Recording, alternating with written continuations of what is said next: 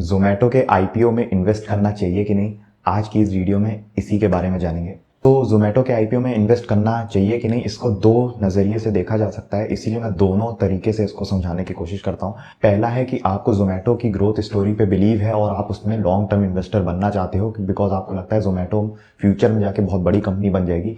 दूसरा है कि आप शॉर्ट टर्म इन्वेस्टर हो, आप बस लिस्टिंग गेन्स लेके निकलना चाहते हो मार्केट से। सो आपको जोमेटो की ग्रोथ स्टोरी में कम इंटरेस्ट है, रादर देन आपको उसके शॉर्ट टर्म में वो कितना गेन कर सकता है स्टॉक, उस पर ज़्यादा इंटरेस्ट है। तो शॉर्ट टर्म और लॉन्ग टर्म दो सेक्शन में मैं वीडियो को डिवाइड करूंगा। तो पहले लॉन्ग टर्म की बात करके चलते हैं कि अगर आज आप जोमेटो के आईपीओ में इन्वेस्ट करते हो तो क्या जोमेटो की लॉन्ग टर्म ग्रोथ स्टोरी इतनी पावरफुल है कि वो आपको मल्टी बैगर रिटर्न्स दे दे।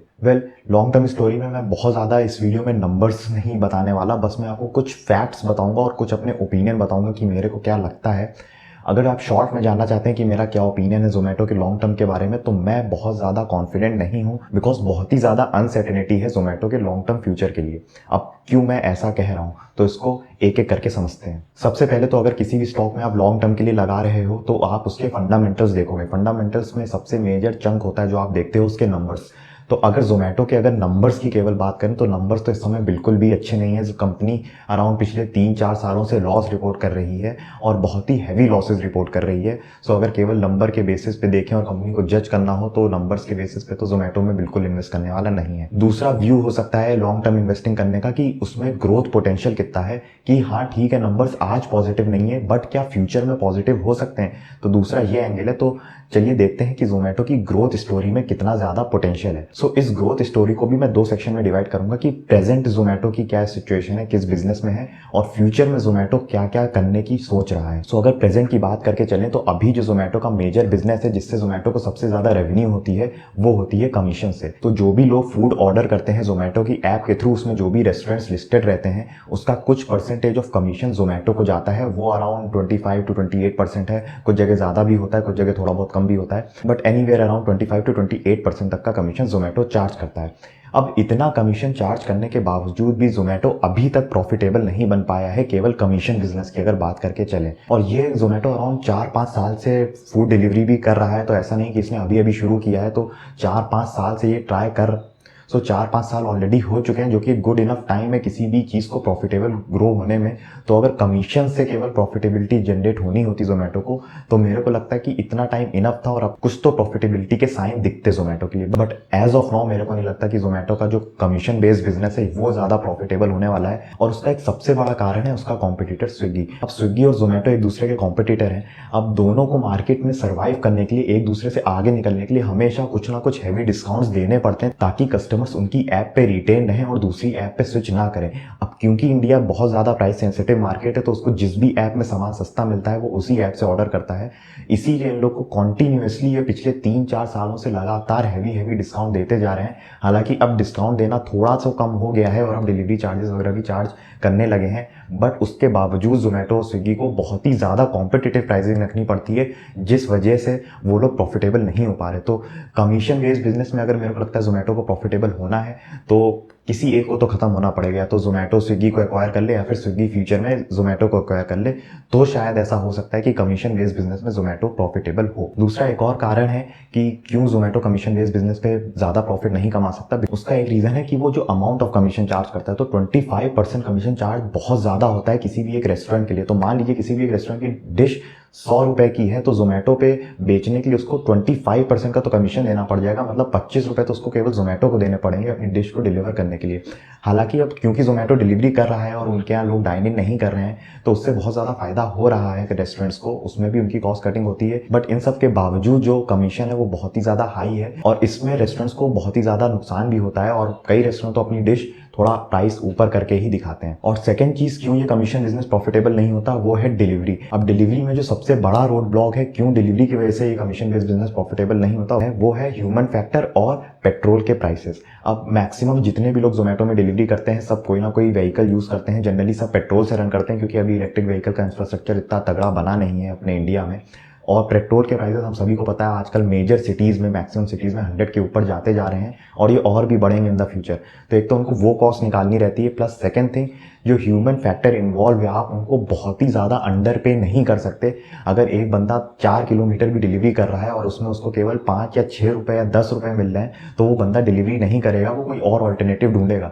और अगर डिलीवरी में ये लोग ज़्यादा पैसे देने लग जाए, मान लीजिए एक डिलीवरी में ये लोग 30-30, 40-40 रुपये देने लग जाए 3-3, 4-4 किलोमीटर के लिए, तो फिर जोमेटो को एनीवे नुकसान ही होगा अगर कोई 200 से 250 रुपये तक का सामान मंगा रहा है। तो कमीशन बेस्ड बिजनेस तभी प्रॉफिटेबल हो सकता है जब इन लोगों का एवरेज ऑर्डर साइज बढ़ जाए। और एवरेज ऑर्डर साइज की अगर बात करके चलें तो लॉकडाउन में तो काफ़ी इंक्रीज हुआ था, बिकॉज बहुत सारे लोग घर से ही खाना मंगा रहे थे। बट जैसे जैसे लॉकडाउन खुल रहा है वैसे वैसे फिर इनका एवरेज ऑर्डर साइज गिरने लगा है। और अब ये लॉकडाउन हमेशा तो चलेगा नहीं, तो इसीलिए मेरे को लगता है ये जो बिजनेस है हमेशा प्रॉफिटेबल रहेगा नहीं। तो ये तो हो गई प्रेजेंट एस्पेक्ट की बात। अब इसमें बात करके चलते हैं कि जोमेटो का फ्यूचर में ग्रोथ पोटेंशियल क्या है, वो फ्यूचर में किस किस बिजनेस में जाने जा रहा है। तो 3 मेजर बिजनेसेस हैं जिसमें जोमेटो अभी फ्यूचर के लिए प्लानिंग कर रहा है। पहला तो है डिलीवरी बिजनेस, क्योंकि उसने ग्रोफर्स में अभी रिसेंटली 10% के अराउंड स्टेक एक्वायर किया है।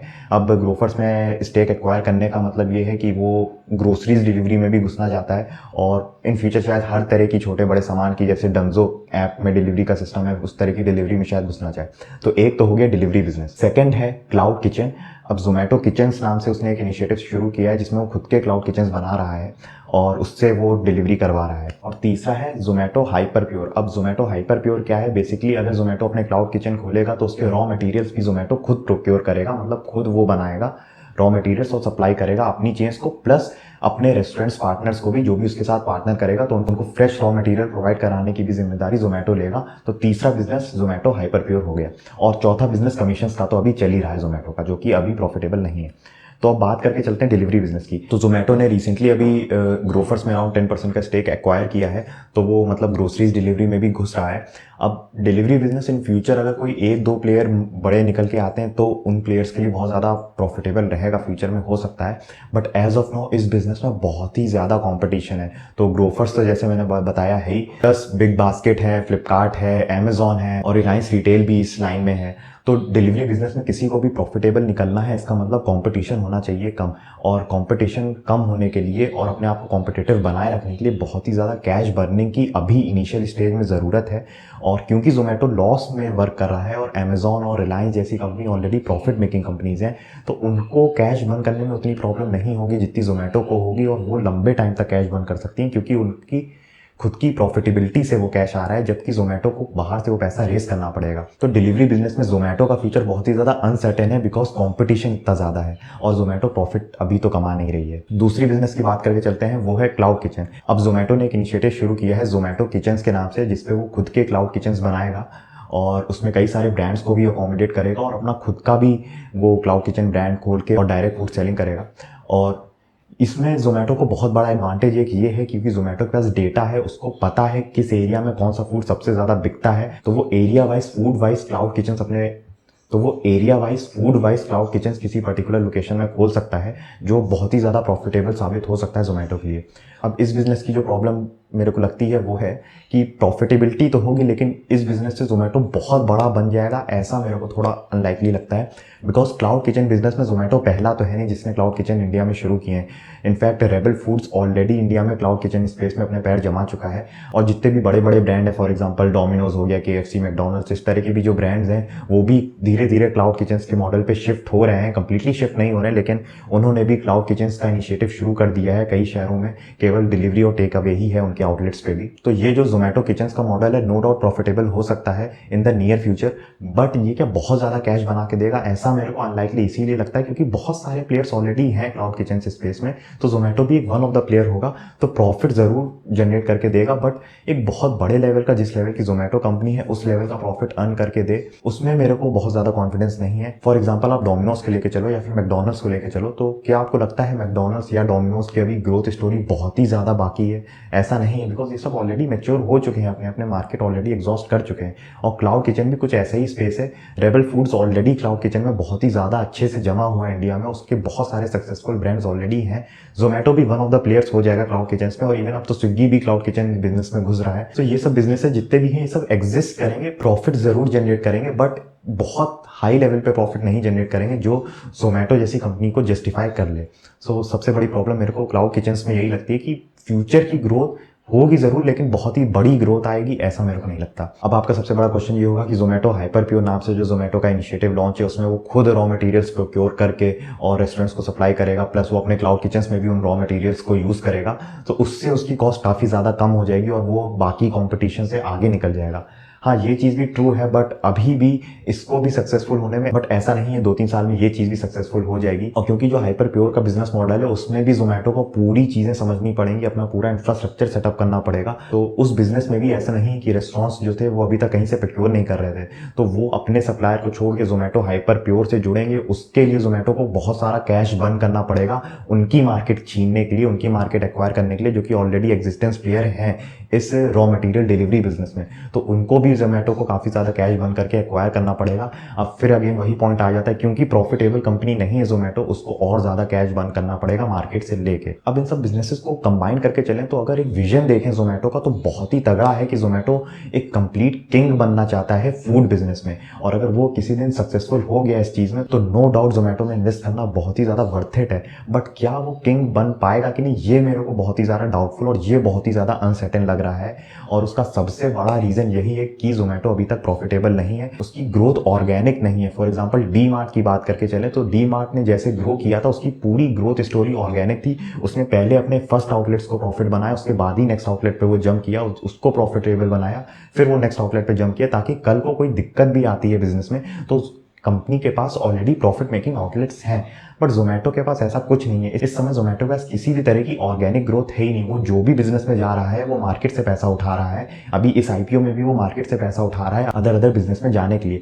और सबसे बड़ी चीज ये है कि अब तो क्लाउड किचन बिजनेस में और फूड डिलीवरी बिजनेस में अमेजॉन जैसे प्लेयर भी एंटर कर रहे हैं, जो कि बहुत ही हैवी कैश रिच कंपनीज हैं और जिनके पास बहुत सारा कैश पड़ा है बर्न करने को, जो वो किसी भी बिजनेस में अब बहुत ही आराम से कैश बर्न कर सकती हैं और वो अपने प्रॉफिट से करेंगी, तो उनको कोई प्रॉब्लम नहीं होगी कैश बर्न करने में, जितनी ज्यादा प्रॉब्लम जोमेटो को होगी। तो कॉम्पिटिटिव बने रहने के लिए अमेजॉन जैसी कंपनी या फिर रिलायंस जैसी कंपनी को ज्यादा मेहनत नहीं लगेगी जितनी ज्यादा मेहनत जोमेटो को लगेगी, क्योंकि वो अभी प्रॉफिटेबल नहीं है। और यही एक सबसे बड़ा रीजन है कि क्यों मेरे को ऐसा लगता है कि जोमेटो का फ्यूचर सबसे ज्यादा अनसर्टेन है। और चौथा जो बिजनेस हो गया वो कमीशन बिजनेस हो गया। अब कमीशन बिजनेस में भी सबसे बड़ी प्रॉब्लम यही है, क्योंकि वो जोमेटो इतना ज्यादा कमीशन चार्ज करता है, तो जो भी छोटे बड़े रेस्टोरेंट्स हैं वो यही कोशिश करते हैं कि वो जोमेटो से अपना कस्टमर डेटा उठा के डायरेक्ट कस्टमर को अप्रोच करें डायरेक्टली ऑर्डर करने के लिए, ताकि वो ज्यादा कस्टमर को डिस्काउंट भी दे पाए और वो अपने प्रॉफिट्स भी इंक्रीज कर पाए। क्योंकि अभी जितना भी वो डिस्काउंट देते हैं ना ही वो कस्टमर को पास ऑन होता है, ना ही उनके खुद के प्रॉफिट्स इंक्रीज होते हैं, वो सारा कमीशन जोमेटो ले लेता है। सो जितने भी छोटे छोटे रेस्टोरेंट्स हैं जो भी ग्रो कर रहे हैं उनका तो मेन फोकस यही है कि जोमेटो से इवेंचुअली शिफ्ट होकर वो अपने खुद के प्लेटफॉर्म्स पे अपने कस्टमर्स को लाएं। तो जोमेटो पे कोई भी बड़ा प्लेयर हमेशा टिका रहे जोमेटो के प्लेटफॉर्म में, ऐसा मेरे को अनलाइकली लगता है इन द फ्यूचर। और प्लस जो पहली चीज मैंने बताई थी कि डिलीवरी कितनी ज्यादा मुश्किल है, क्योंकि इसमें ह्यूमन फैक्टर इन्वॉल्व है, प्लस इसमें अभी भी पेट्रोल की गाड़ियों से डिलीवरी हो रही है जिसकी कॉस्ट दिन पर दिन बढ़ती जा रही है। तो कल को जब तक ड्रोन डिलीवरी हम लोग की रोज की जिंदगी में नहीं एप्लीकेबल हो जाती या फिर इलेक्ट्रिक व्हीकल्स बहुत अच्छी तरीके से नहीं आ जाते, तब तक तो मेरे को कमीशन बेस्ड बिजनेस में भी कोई फ्यूचर में प्रॉफिटेबिलिटी नहीं दिख रही है। तो यही सबसे बड़ा रीजन था कि क्यों मैं जोमेटो में लॉन्ग टर्म के लिए इन्वेस्ट नहीं करूंगा। अब बात करते हैं शॉर्ट टर्म की, क्या जोमेटो में लिस्टिंग गेन्स हो सकते हैं। तो किसी भी आईपीओ में अगर लिस्टिंग गेन्स को देखना हो तो उसके फंडामेंटल्स किस तरीके के हैं या उसकी ग्रोथ स्टोरी कैसे रहने वाली है फ्यूचर में, इस चीज पे डिपेंड नहीं करता। वो केवल एक चीज पे डिपेंड करता है कि उस आईपीओ की हवा कितनी चल रही है। और जोमेटो की आईपीओ की बात करके चलें तो पिछले अभी जितने भी आईपीओ लॉन्च हुए हैं इंडियन मार्केट में, मेरे को सबसे ज्यादा अगर किसी कंपनी की हवा लग रही है तो जोमेटो की ही लग रही है। इसकी हवा बहुत ज्यादा चल रही है, इसीलिए मेरे को पर्सनली ऐसा लगता है कि चांसेस बहुत ज्यादा है कि जोमेटो में लिस्टिंग गेन्स होंगे, बट सर्टेनिटी तो स्टॉक मार्केट में किसी भी चीज की नहीं होती। बट अगर केवल लिस्टिंग गेन्स कमाने के लिए आप लगा रहे हो या फिर केवल शॉर्ट टर्म के लिए लगा रहे हो तो मेरे हिसाब से आप इन्वेस्ट कर सकते हो। मोस्ट प्रोबेबली चांसेस हैं कि आपको शायद वो लिस्टिंग गेन्स मिल जाए। अब अगर आपको और भी कोई क्वेश्चन हो जोमेटो के आईपीओ से रिलेटेड तो आप लोग मेरे को नीचे कमेंट सेक्शन में जरूर पूछ सकते हो। इसी तरह के और अपडेट्स पाने के लिए आप मेरे चैनल को जरूर सब्सक्राइब करिए। तब तक के लिए बाय बाय।